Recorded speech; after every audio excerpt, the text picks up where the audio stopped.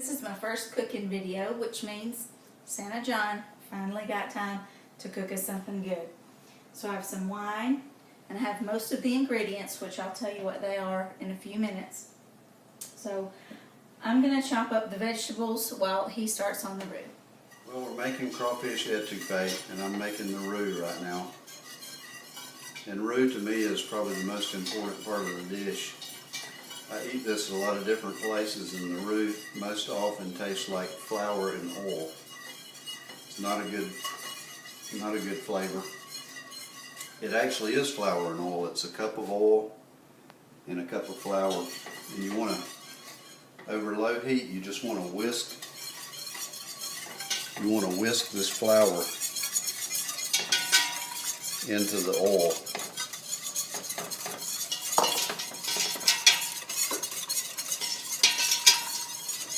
And after about 15 or 20 minutes of doing this, instead of having a flour and oil taste, it'll start to give off a nutty smell, like almost like peanuts. And that's when you know you can take the heat off. You're done with the roux. And so take your time with this part. And if you make it and it smells like flour and oil, don't put it in your dish. Just go ahead and pour it out. And take your time and make it again. Some of you real chefs may have a better way to make this or more of an explanation, but to me it's kind of like, you know, egg whites and sugar are really different from meringue. And so the roux will be really different than flour and oil. So take your time with it. Almost 20 minutes have passed and I'm still stirring. I've turned up the heat a little bit. You know, we should be getting close to having a roux. Miss Jenny's got all the vegetables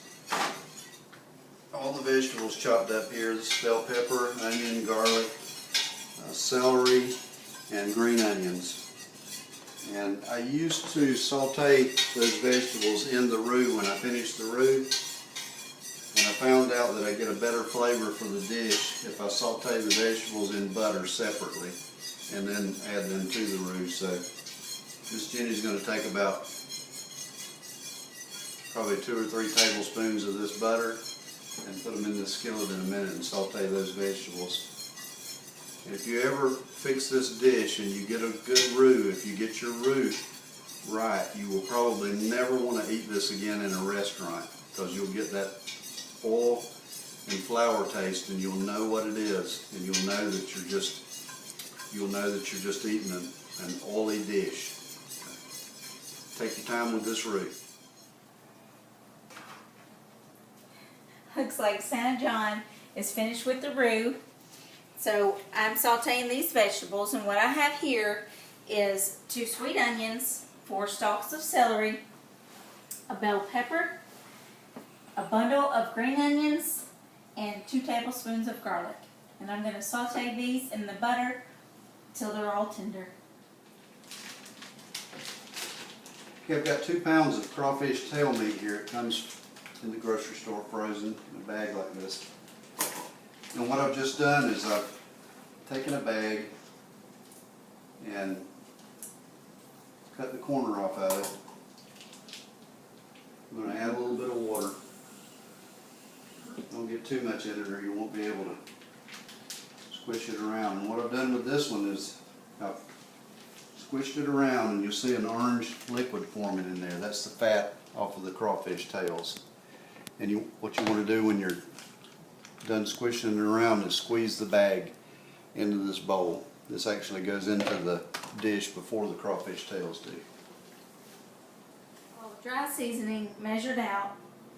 We have 2 tablespoons of thyme, 2 tablespoons of sugar, 2 tablespoons of basil, 4 bay leaves, 2 tablespoons of Slap Your Mama Cajun seasoning, 2 tablespoons of Seafood Magic, and 2 dashes of red pepper. It's just time to combine all the ingredients.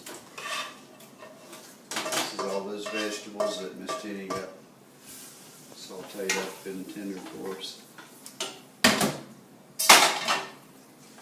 2 cans of Rotel Original.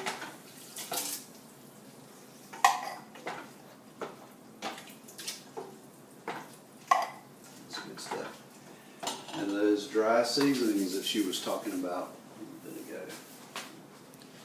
There we go. Just going to stir these in.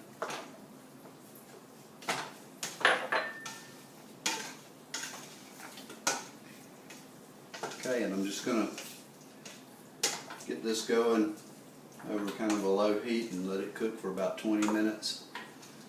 Just before it's done, I'll go ahead and add the crawfish tails. They don't need to cook as long. So put those in just towards the end.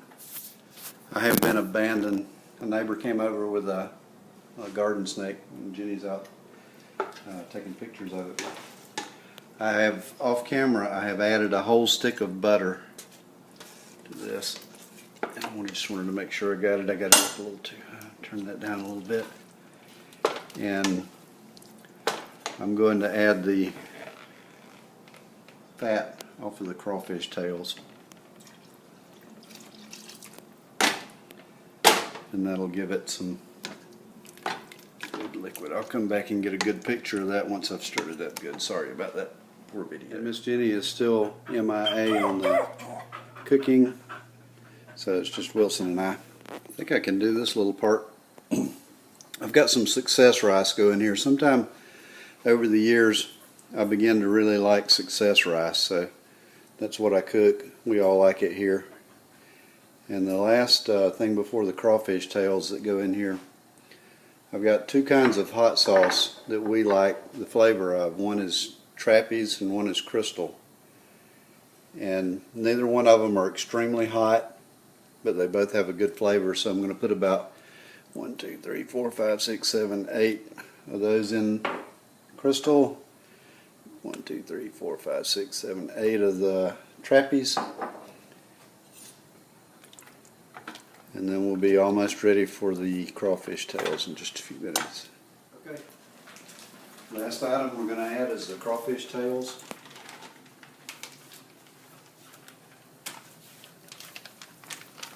Mm-hmm. And that's a lot of crawfish tail meat for this recipe. Crawfish tails are kind of have a sweet flavor to them. They're a little bit like lobster. Not really. They're a lot better to me. And so I don't know if Jenny can get up here and get a good picture of this. But to me, having a lot of crawfish tails really makes me enjoy this. So I think this is going to be really good. We're going to cook this for about 10 or 15 minutes and make sure those crawfish tails get cooked good. And then we'll be ready to go. Maybe the rice will be ready by then. Alright, now that we have dinner under control, what in the world did you do to your head? I was shooting my bow over at the shop this afternoon, and when I pulled it back, the peep didn't line up with the sight, so I was holding it back, and I put the peep in my mouth and twisted it around, and when I did, I let down on the bow a little bit, and the cam came back and got me in the top of the head. Good one. Bottle's empty, and Liz and I are having crawfish bread. After I laughed, we deleted the next video. So now Liz and I are full of crawfish bread, and Santa John is full of crawfish étouffée over rice. We're all happy. Looks like we've got about half of it left that we can freeze, and that'll make for another happy day down the road. Polk Salad Jenny's first cooking video, crawfish étouffée.